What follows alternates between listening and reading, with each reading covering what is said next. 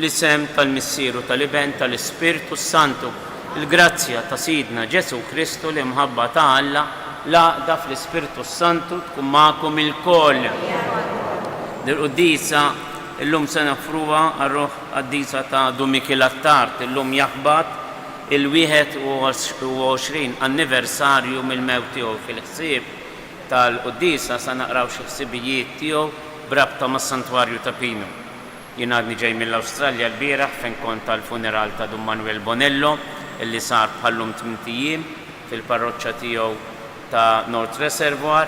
Iltqajt ma' ħafna Maltin devoti u għawċin devoti tal-Madonna ta' Pino jkunu segwuna bħallum. Allura minn hawnhekk indaħħalhom fit-talb tagħna, speċjalment dawk li bħalna jiltaqgħu f'Bacchus Marsh ġewwa Melbourne u jitolbu lill-Madonna. Intqajt ma' diversi familji kollha jgħiduli poġġina quddiem il-Madonna ta' Pino. Għalhekk mhux jien biss imma anke intom hawnhekk dil-Quddisa impoġġu lil dawn eżis immigranti tagħna li għadhom iżommu sħaħ fil-valuri li trabbew fihom. Niftakru wkoll f'dawk il-familji ta' xkejknin tagħna li jridu jgħaddu il-fidi lil-uliedhom. Dil-Quddisa nitolbu għal xi persuni partikolari, nixtieq narġa' niftakar f'Dum Manuel Bonello illi bħalhom 8 ijiem minnilu l-funeral ġewwa il-parroċċa ta' North Reservoir. Ħadem ħafna 30 sena sħaħ kien kappillan ta' żewġ parroċċi biex il-mulejja tieħ il-mistrieħ ta' dejjem. Niftakru f'xi persuni li talbuni niftakru fihom se jagħmlu xi interventi mediċi fil-ġurnata tal-lum. Nitolbu l-Dumikil Attart mis-sema fejn jinċerti li qiegħed biex li jħeġġiġna bl-istess imħabba li kellu hu lejn dan is-santwarju lejn il-messaġġ tal-Madonna ta' Pino. Ħuti jew narfu ħtijietna biex nitħejjew sewa għal dawn il-misteri qaddisa. Nistqar l-Alla li jista' kollox lilkom ħuti li jingħadni b'ħafna bil-ħsieb, bil-kliem, bil-emin, billi ħallejt id-dmirijiet tiegħi bl-akbar tiegħi. Għalhekk nitlob lill-Imqazza Marija Den Verġni, l-Anġli u l-Qaddisin kollha lilkom ħuti biex titolbu għalija lil mulej iħen għalina Alla li jista' kollox jaffrinna l-nubietna iwassalna għal ħajja ta' dejjem. Mulej ħniena, Kristu ħniena, mulej ħniena, nitolbu. U Alla inti tatina li nqimu lill-Verġni Mqazza Marija bħala l-Omm it-tama tagħna fil-ħniena tiegħek atina li bit-talb u l-għajnuna tagħha aħna nittamaw dejjem fil-wejjex tas-sema waqt li bil-għaqal kollu naqdu dmirijietna fid-dinja u niksbu meta jasal il-waqt dak li issa nittamaw għalih u nemmnu li għad niksbuh bibnek Ġesu Kristu Sidna li hu Alla miegħek jgħix fi saltan flimkien mal-Ispirtu u s-Santu għal dejjem ta' dejjem. Qariem il-ktieb tal-Esodu. Meta Mosè niżel fuq il-muntanja tas-Sinaj biż-żewġ twavel tax-xhieda f'idu u ma kienx jaf li l-ġilda ta' wiċċu kienet tiddi billi kien qorob lejh Alla. U meta Aaron u l-ulied kollha ta' Iżrael raw lil Mosè bil-ġilda ta' wiċċu tiddi, beżgħu jersqu lejh. Iżda Mosè sejħilhom u resqu lejh Aaron u l-kbarat kollha tal-ġemgħa u Mosè qatt ikellimhom. Imbagħad resqu wkoll l-ulied kollha ta' Iżrael u Mosè ordnalhom kull ma kien qallu l-mulej fuq il-muntanja tas-Sinaj. Meta Mosè temm jitkellem magħhom, qatta wiċċu b'velu. Imma meta kien jidħol quddiem il-mulej biex jitkellem miegħu, Mosè kien ineħħi l-velu sa ma kien joħroġ. Meta mbagħad kien joħroġ, kien jgħid lill-ulied Iżrael kull ma kien ordnalu il-mulej. Meta ulied Iżrael kienu jħarsu lejn Mosè, kienu jarawlu l-ġilda ta' wiċċu tiddi u Mosè kien jerġa' jqiegħed il-velu fuq wiċċu sa ma jerġa' jidħol jitkellem mal-mulej. Il-kelma tal-mulej. Salm responsorjali. Qaddisu il-mulej Alla tagħna. Qaddisu il-mulej Alla tagħna. Ollu bit-tifħir lill-mulej Alla tagħna. Ixteħtu quddiem mirfes riġlejh għax hu qaddis flimkien Qaddisu il-Mulej Alla tagħna. Mosè u Aaron fost il-qassisin tiegħu u Samuel fost dawk li jsejħu ismu kienu jsejħu l-Mulej u hu reġibhom flimkien qaddisu il-Mulej Alla tagħna. F'kolonna ta' sħab kien jitkellem magħhom, kienu jħarsu l-preċetti u l-liġi li tagħhom flimkien qaddisu il-Mulej Alla tagħna. Ollu bit-tifħir lill-Mulej Alla tagħna u nxteħtu quddiem l-għolja mqazza tiegħu għax qaddisu il-Mulej Alla tagħna flimkien qaddisu il-Mulej Alla tagħna. Alleluja, alleluja, alleluja.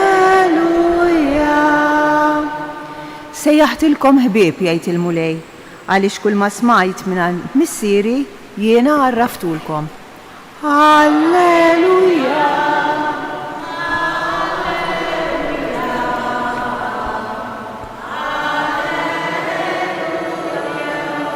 Il-Mulej ma'kom. Qari mill-Evanġelju skont San Mattew. F'dak iż-żmien, Ġesu qal lid-dixxipli tiegħu, is-saltna ta' smiwiet tixbaħ lil teżor moħbi falqa, illi wieħed raġel isibu jaħbih u kollu ferħan imur bih kull ma jkollu u jixtri dik l-għalqa. Tixbaħ ukoll is-saltna ta' smiwiet lil wieħed negozjant ifittex ġawar fin. Meta sab ġawra tiswa ħafna mar bih kull ma kellu u xtara lila. Il-kelma tal-Mulej. Għanna xi ħsibijiet li Dun Mikiel Attard kitibhom u ħallihomna għalina bħala riflessjoni. Llum xieraq illi fil-21 anniversarju mill-mewt tiegħu nagħmel dawn il-ħsibijiet u naqsamhom ftit magħkom li interessawni ħafna naħseb issibuhom ta' gwida spiritwali ta' kif għandna nimmotivaw iż-żjara tagħna f'dan is-santwarju qaddejs. Dun Mikiel kellu spiritwalità nsejħula tat-triq, ma kellux l-ispiritwalità tal-kotba teoloġiċi, imma kien jara fejn huma s-sinjali ta' żminijiet u dejjem kien jgħid illi s-santwarju ta' Pinu u waħda mit-triqat li l-Mulej tefanna hawnhekk lilna l-Awċin u l-Maltejn biex aħna nifhmu l-messaġġ tal-Vanġelu u niksbu it-triq il-perfetta. Dun Mikiel ma kienx jintalaf, ma kienx jintilef f'ħafna ħsibijiet teoloġiċi profondi, imma s-sempliċità tiegħu minnha nfissa kienet profonda għax kien jaf jaqra u jintegra dak li l-Mulej għaddeh minnu għal ġid tiegħu u jaqsmu wkoll mal-oħrajn. Allura Dun Mikiel fittra li għadha fl-arkivju tiegħu u li ġiet meħuda issa bħala waħda mill-kitbiet uffiċjali tiegħu għall-eżami fil-kawża ta' kolonizzazzjoni fl-1988 kiteb hekk dwar il-Madonna ta' Pinu. Id-devozzjoni popolari lejn il-Madonna ta' Pinu timmatura il-fidi tagħna.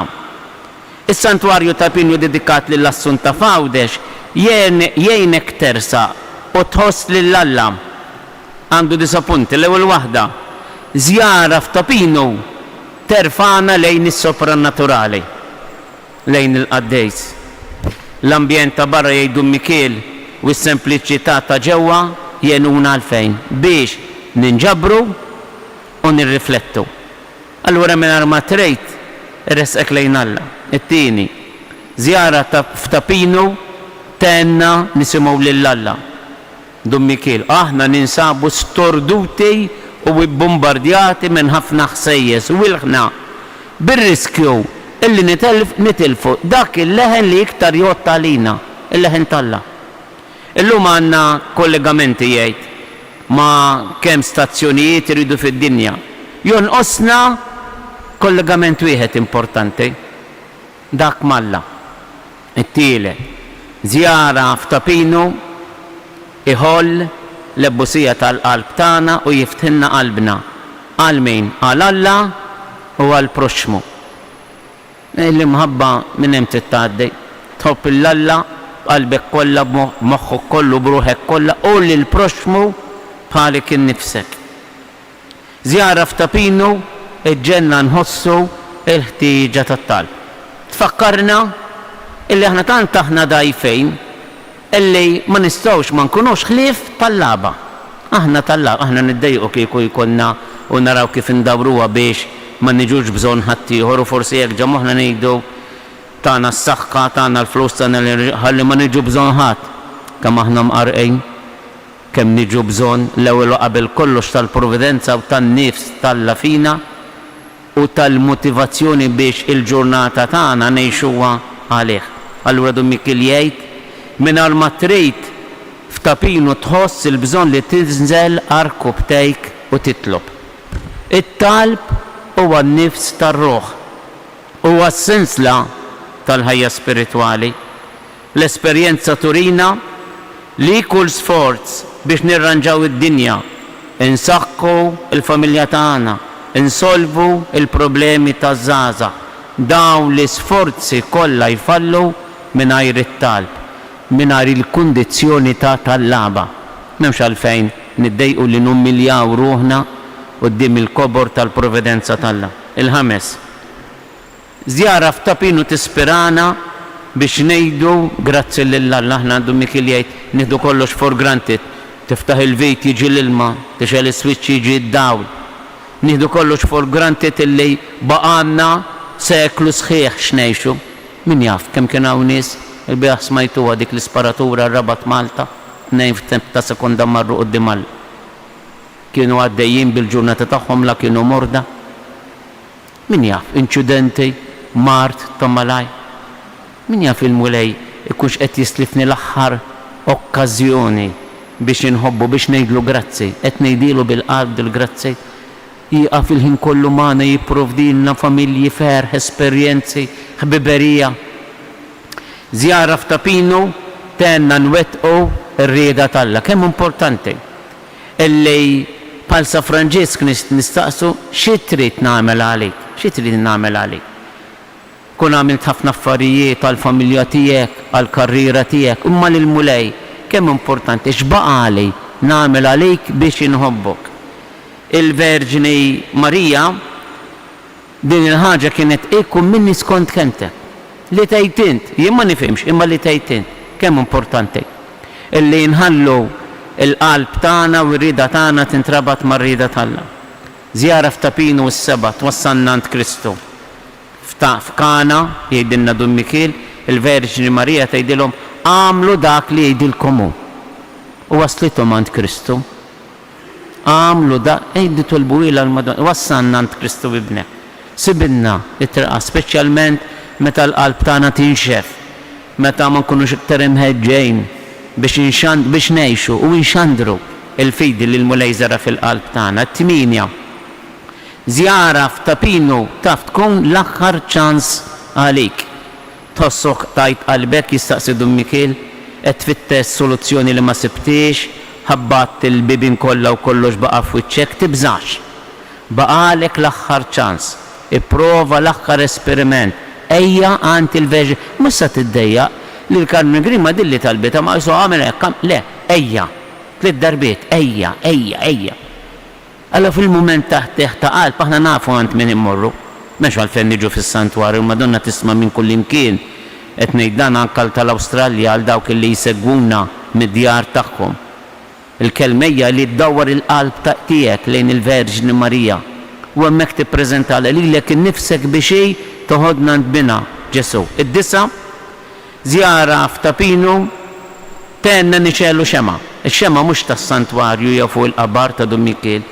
Jgħidilna Dummikil stess, nixelu xema quddiem ix-xbija tagħha, imma nixelu xema biex naraw lilna nfusna fil-fond ta' qalbna. Naraw lilna nfusna fil-fond biex indawlu il-qalb tagħna. Għax meta jkollna d-dawl, aħna nafu xirrit minna Alla. U xirrit minna ħadd ieħor importanti li nkun naf dawk ta' madwari x'inhu ma jistennew minni. Jiġifieri mhux inħobbhom kif irrid jien, imma nħobbhom kif jixtiequ huma. Forsi ma jkun rridu xejn, ħlief il-preżenza tiegħi.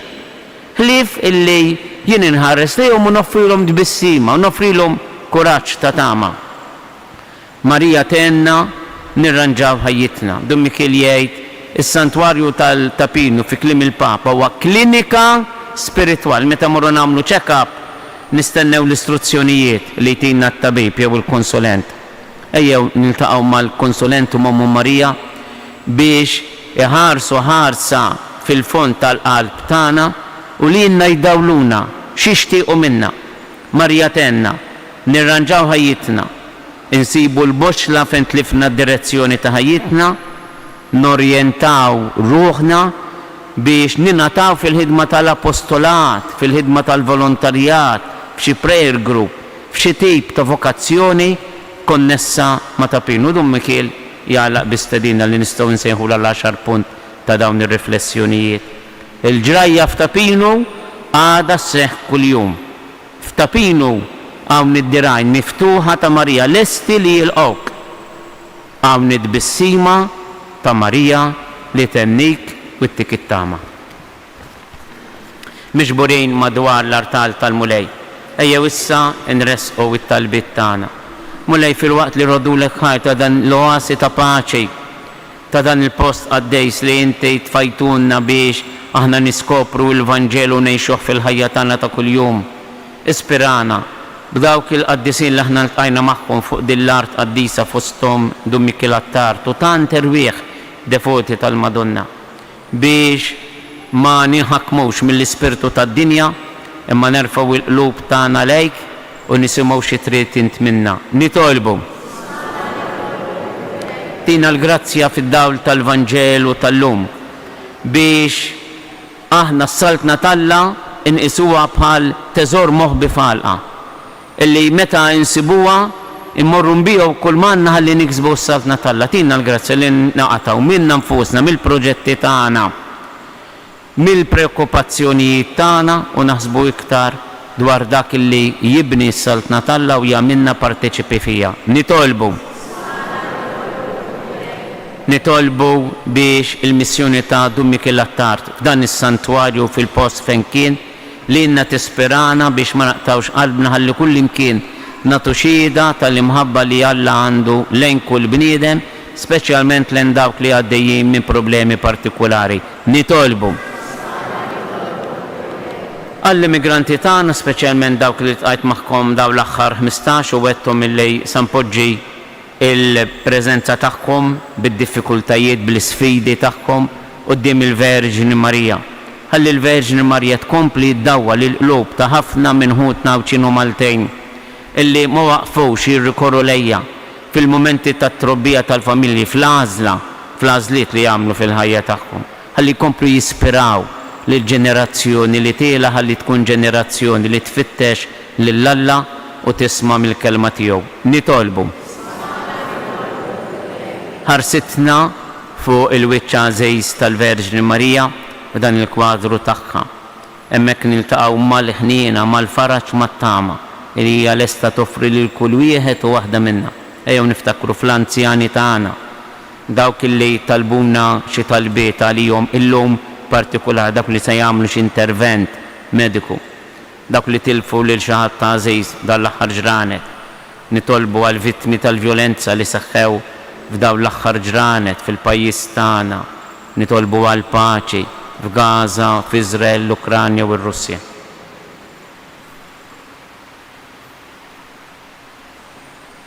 Bil-qalb, qaddisa Marija Ommal, itlob għalina midin bejn, issa u fis-sija.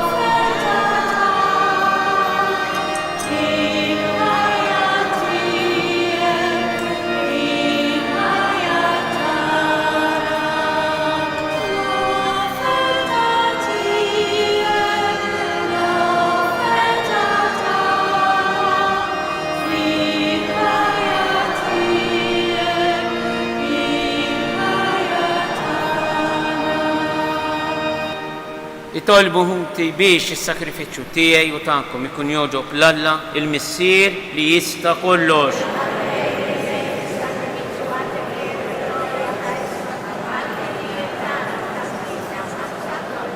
Ilqa' Mulej it-talb tal-poplu tiegħek flimkien mal-offerti li ġablek għas-sakrifiċċju biex bit-talb tal-Verġini Marija ibnek ebda xewqa ma tkun għal xejn u kull talba tiġi mill-quwa bi Kristu Sidna.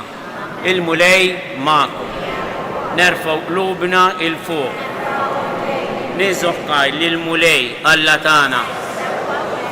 Sewwa u xieraq tas-sew tajjeb u taġid tas-salvazzjoni tagħna illi nagħtu ġieħ bit-tifħir kollu tagħna lilek Mulej Missier Qaddis illi tajt lil Ġesu Kristu ħajkun l-awtur tas-salvazzjoni għall bnedmin kollha u tajthom lil Verġini Marija bħala xempju tat-tama tas-sema. Għaliex il-qaddejja umli tiegħek fik qiegħdet it-tama kollha tagħha. Iwaqfet bit-tama ma' bin il-bniedem illi ħabbru l-profeti u nislitu bil-fidi. Bimħabba kbira qditu fil-ħidma tiegħu u saret il-ħajjin kollha. L-aqwa u l-ogħla frott tal-fidwa ukoll oħt l-ulied kollha ta' Adam li huma mexjin lejn il-ħelsien sħiħ tagħhom iħarsu lejja bħala sinjal ta' tamma żgura u ta' faraġ sa ma jasal jum il-Mulej fis-seb kollu tiegħu. Għalhekk nissieħbu mal-tajja tal-Anġli u ferħ kbir infaħru u intennulek Qaddis. Is-smewit u l-art mimlija bil-glorja tiegħek. Osanna fl-ogħla tas-smewit. Imbierek minn ġej f'isem il-Mulej osanna fl-ogħla tas-smewit. Qaddis tassew int Mulej. Int lajn ta' kull qdusija qaddes għalhekk nitolbu dal-offerti bil-barka tal-Ispirtu tiegħek biex isiru għalina l-ġisem u d-dem ta' Sidna Ġesu Kristu. Illi meta kien se jingħata biex minn rajħibati għal ħobs radd il-ħajr qasam tal id-dixxipli tiegħu u qal ħudu u kullu il-kol minn dan għax dan huwa ġismi li jingħata għalikom.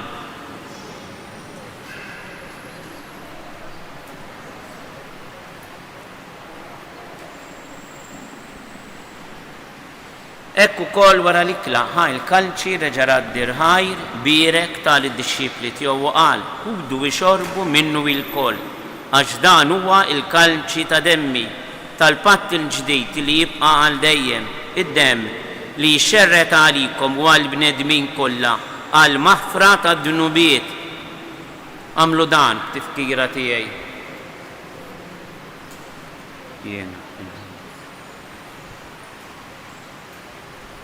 Dan hu il-misteru tal-fidi, jinħabru il-mewt tiegħek Mulej, inxandru bil-ferħ il-qawmien tiegħek, nistennew sa ma tiġi fil-glorja.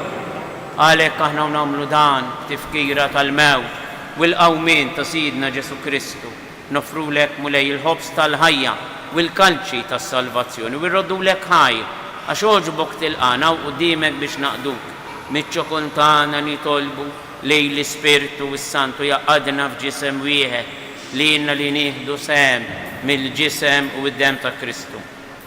Ftakar Mulej fil-Knisja tiegħek imxerda mad-dinja kollha u ttaqaf l-imħabba flimkien mal-Papa l-jum l-Isqoftan Anton, il-Ministri tiegħek kollha. Ftakar ukoll fil-qaddej tiegħek b'dum Mikil Attart il jogħġbok issejjaħlu għal għandek minn din id-dinja għamil li kifu bil-mamudija miet f'ibnek u bħal ibnek hekk ukoll f'ibnek u bħal ibnek jirxox tal-ħajja. Ftakar ukoll futna illi raqdu bit-tama tal-qawmien, ftakar fil-mejtin kollha. Niftakru fil-vittmi tal-vjolenza ta' dawn l-aħħar ġranet. Ħen għalina il-kol nitolbuk għati li jenna u koll il-wirt tal-ħajja ta' dejjem fl-imkien mal-Verġini mqazzom mal-la Marija ma' zewġa San Giuseppe mal-Apostli mal-qaddisin kollha illi jgħixu fil-ħbiberija tiegħek sa mill-bidu tad-dinja għamel illi magħhom infaħru kwin sebħuk Ġesu Kristu ibnek. Bi Kristu, ma' Kristu, fi Kristu jingħata lilek Alla Missier li tista' kollox flimkien mal-Ispirtu Santu kull ġieħ u glorja għal dejjem ta' dejjem. Dummi kif waħda mill-ħsibijiet jgħidilna kemm importanti illi ikonna dak is-sens ta' gratitudni ta' ringrazzjament quddiem Alla. It-talba tal-missierna tpoġġina f'din is-sitwazzjoni illi inħossuna tal-laba quddiem missier li jinserta li hu il-ħallieq tagħna jaf x'għandna bżonn u jtina aktar milli nitolbu. Ejjew irresqulu din it-talba ta' ibnu l-għażiż bil-fidi. Missierna illi inti fis-smawiet jitqaddis ismek, tiġi saltnatek, ikun li trid int kif fis-sema hekk da fl-ard. Ħobżna ta' kuljum għatina illum, afrinna l-nubietna bħalma nafru lil min hu ħati għalina. La daħannix fit-tiġrid iżda eħlisna mid-deni. Eħlisna nitolbuk mulej minn kull deni. Għatina fit-tjieba u l-ħnina tiegħek il-paċi fi żmienna x'inkunu ħielsa dejjem mid-dnub, imħarsa minn kull inkwiet, aħna u nistennew u nittamaw lena u l-miġja tas-Salvatur tagħna Ġesu Kristu. Mulej Ġesu Kristu li jgħid l-apostli tiegħek inħallilkom isliem nagħtikom isliem tiegħi.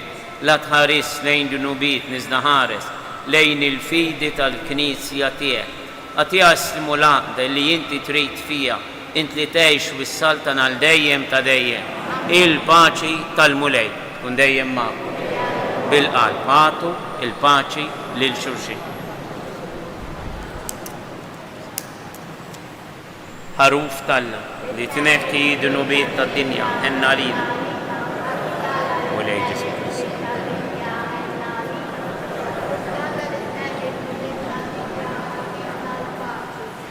Danu il-ħaruf talla, danu li jneħħi id-dunubiet tad-dinja. Ħin jindaw l-huma mistiedna għall-ikla tal-ħaruf mulej ma jistolix tidħol taħt is-saf tiegħi. Iżda kelma waħda ruħi.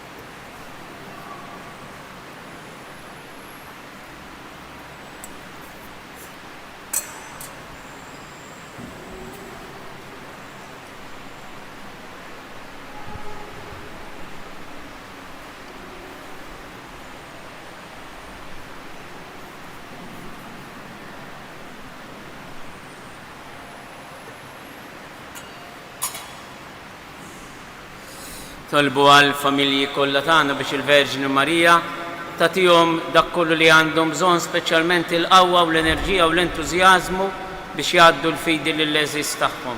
O Marija, wis grazzjuża, inti l-om li żjed glorjuża, inti l-bint, inti l-arusa tal-imqazza Trinità. Mela lilek, o Marija, aħna nagħtu kull foħrija sabiex miegħek imennija ingawduk fl-eternità. Sliem għalik Marija, bil-grazzja mimlija il-mulej miegħek. Imbirka inti fost in-nisa, imbirek il-frott tal-ġuf tiegħek Ġesu. Sliem għalik Marija, bil-grazzja mimlija il-mulej miegħek. Imbirka inti fost in-nisa, imbirek il-frott tal-ġuf tiegħek Ġesu. Sliem għalik Marija, bil-grazzja mimlija il-mulej miegħek. Imbirka inti fost in-nisa, imbirek il-frott tal-ġuf tiegħek Ġesu. Sultana tal-familja, nitolbu għati dejjem kull għajnuna mulej lil dawk li titma bil-mister qaddisa tihom illi jimxu dejjem fit-triq tal-ġustizzja lilhom illi tajthom lil Verġni Mqazza Marija kollha ġmiel għax imżejna b'kull virtu bi Kristu Sidna. Il-mulej ma' iberikkom Alla li jista' kollox, il-Missier, l-Iben u l-Ispirtu Santu. Marru għejxu fil-paċi ta' Kristu.